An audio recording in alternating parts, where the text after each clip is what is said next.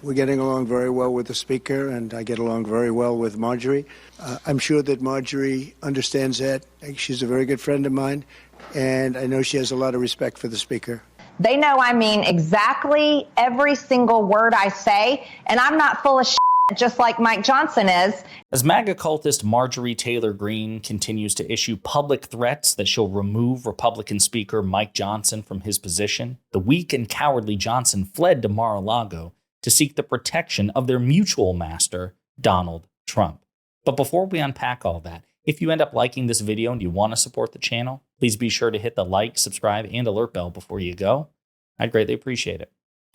All right, friends, so Mike Johnson is the Republican Speaker of the House, and ostensibly, this makes him the most powerful elected Republican in the United States. But Mike Johnson, like every other elected Republican, tends not to wear power very well, and their position really doesn't manifest itself if you look at the constant strain and stress that they're under. Kevin McCarthy, Johnson's predecessor, didn't look particularly powerful, even though he was also the Speaker of the House and second in line of presidential succession, right? That's because Republicans don't really know how to wield power responsibly. And what we're seeing now, again, is the continuation of an ongoing MAGA civil war that at times has, peaked and dropped, but it's ongoing, right? We've seen it ever since Republicans took the majority in the House of Representatives back in January 2023. And now Mike Johnson is one of the primary belligerents. And things aren't going great for Johnson at the moment. And because he ultimately agreed to fund the federal government for the next 6 months, ending the ongoing continuing resolution, the kicking of the can down the road in terms of government funding, he really made certain far-right Republicans like Marjorie Taylor Greene very mad because they view a functioning government as a political victory for President Biden and the Democrats. And so in the aftermath of that arrangement where Johnson threw it, basically he threw in the towel to the Democrats and said, okay, we're going to keep the government funded for the next 6 months, which is the responsible thing to do. Marjorie Taylor Greene issued a formal motion to vacate. And all it takes is one person to really pull the trigger on this. And potentially Mike Johnson will go the way of Kevin McCarthy. Now, Greene has not pulled the trigger on it yet. She's issued the threat. She says the motion's been filed, but she's not prepared to again act on it yet. And she's, issuing these public vague threats that Mike Johnson better get his act together or we're going to remove him. And she says, I'm putting him on notice, right? This is obviously adding quite a bit to Mike Johnson's stress. So he went down to Mar-a-Lago under the cover of a joint press conference with Donald Trump about election integrity, which we'll talk about in a different video. But during the Q&A session at the end of the press conference, Donald Trump was asked about this situation, this MAGA civil war, and this is what he had to say. Do you support Marjorie Taylor Greene's motion to vacate, or do you stand behind Speaker Johnson? We're getting along very well with the speaker, and I get along very well with Marjorie. We have a speaker. He was voted in, and it was a complicated process, and I think it's not an easy situation for any speaker. I think he's doing a very good job. He's doing about as good as you're going to do. And I'm sure that Marjorie understands that. She's a very good friend of mine, and I know she has a lot of respect for the speaker. So again, just a bunch of empty platitudes, nothing substantive. I like Mike Johnson because Mike Johnson likes me. He's come down here and kissed the ring and bent the knee. And I'm sure Marjorie Taylor Greene likes Mike Johnson too. So yeah, about that. Close, because they see me up close. They know I mean exactly every single word I say, and I'm not full of shit just like Mike Johnson is, and I'm actually going to follow through with actions instead of lie to people on television and in press conferences and out on the campaign trail. Now listen, I understand that people have different love languages. I like to tease those I care about. I like to pick on them. I like to be picked on in return. So I suppose this is just like banter of some sort, but that doesn't sound like respect to me. Now, Donald Trump may not understand what respect is, given that he's very much not respected by the majority of the country. Certainly, he enjoys the adoration of his cult. But when you say that someone is full of shit and that they lie and that they don't follow through on their promises with actions, that sounds like disrespect, right? Now, so obviously this is wishful thinking from Donald Trump. But hey, in Trump's defense, he runs a cult, right? So he's probably thinking, well, if I issue this public proclamation, and Marjorie Taylor Greene will probably hear it, or I was going to say read it, but she doesn't read very well, obviously, even though she ostensibly wrote a book. But surely someone will convey these words to her, and that will cause an about face.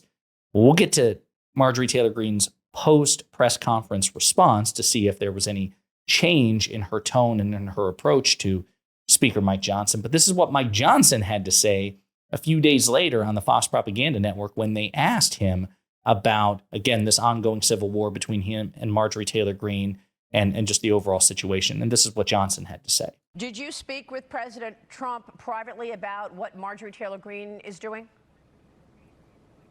I spent hours with the president on Friday. He and I talk frequently, many times, usually in a week. We have a long relationship. He's 100% with me, and he said, we'll get this job done. That's a distraction. What Marjorie's done with the motion to vacate is not helpful for our party, for our mission to save the country, because if we don't grow the House majority, keep the House majority, win the Senate, and win back the White House for President Trump, we're going to lose the republic. You know, Maria, we often say the next election cycle is the most important one in our lifetime. Everyone knows this is for all the marbles. People are fed up. The American people are fed up. President Biden's open borders with his inflation and the cost of living and the out-of-control spending, the weakness on the world stage and the weaponization of the government, we have to stop it. What we need to do right now, and we will be, our party needs to stay united. We need to go out and tell the American people how we'll be different. Not just what we're against, but what we're for, what our agenda is going to be, and how we're going to turn this country around. I'm absolutely bullish on the election cycle. I think we're going to. Yeah, so I mean, again, all that sounds good. And I've told you in previous videos, folks, that the math certainly doesn't change. I mean, Mike Johnson is right in certain respects that he has to make concessions that infuriate Marjorie Taylor Greene and others. And himself, he says he doesn't like the concessions that he often has to make. But he recognizes that a government shutdown would be bad for Republicans because the American people would, historically speaking, blame Republicans, as well they should, because it would be exclusively the fault of Republicans. And because they don't have the leverage to dictate terms to the president, President Biden, and the Democrats, that they have to make concessions far more often than not. Now, that's the reality of somebody who at least understands the situation. But Marjorie Taylor Greene doesn't, right? She, like every other deranged cultish fanatic, wants everything, and she thinks that she's the powerful one, even though she's not compared to certainly President Biden and really a lot of other people. She thinks she should be the one to dictate terms to them, and that's just not how it works. But I just love how Mike Johnson, again, who is ostensibly somebody who is much more powerful than Marjorie Taylor Greene. He is the Speaker of the House. He's second in line of presidential succession. He is the highest ranking member of Congress. But he has to run to Donald Trump, who holds no office, who's merely the cult leader of the Republican Party. And they give me the impression, he and Marjorie Taylor Greene, of two kids fighting for their father's patronage, right? Like, no, she hit me. No, he hit me. Come on, punish her. No, punish him. And I'll say this, Marjorie Taylor Greene, this is what she said on Twitter in the aftermath of all of this. She said, I support President Trump and I'm working as hard as possible to help him win in November and winning a Republican House and Senate majority. But I do not support Speaker Johnson. He funded the DOJ, the FBI, and today voted against warrant requirements for FISA. Okay? So it doesn't seem, at least on paper right now, that Trump's, tepid endorsement of Johnson, at that press conference, I like Mike Johnson. He's good. I'm sure Marjorie respects him a lot. That doesn't seem to have had much of an effect in terms of reining her in. But on the other hand, she still hasn't pulled the trigger on the motion to vacate. So maybe this is enough. But the whole dynamic to me is just hilarious. That you have two elected officials, two adults who wield ostensibly, again, enormous power, especially Johnson. And they still have to run to Donald Trump because that's how much the GOP has devolved into an authoritarian cult. And the only currency is Donald Trump's favor, his approval, his patronage, which, as we've discussed in previous videos, it's mercurial, it's transient. Donald Trump can love you on Monday and give you a full-throated endorsement publicly. It's written out there. We have video clips of various endorsements from Donald Trump, various tweets of his in which he's endorsed a particular person or a candidate or somebody. And then within a year, he hates that person. And he's saying the exact opposite and pretending that he never said the first thing. He never gave the endorsement in the first place. So these two, Johnson and Greene, are trafficking for, again, the patronage and affection of a man who will give it and withdraw it on a dime. And that's so sad and pathetic. And we don't see anything like that in the Democratic Party, which once again goes to show that for all the Democratic Party's faults, it's simply the better party. Democratic elected officials are more intelligent. They're more reasonable. They are much more capable in terms of wielding power responsibly on behalf of not only their voters, but also people who voted against them. Conservative Americans will benefit more from Democratic governance by far than this entire clown show as embodied by these interactions between Johnson and Trump, Greene and Trump, and Johnson and Greene. Absolutely pathetic stuff. And I don't see it ending anytime soon. But let me know what you think in the comments.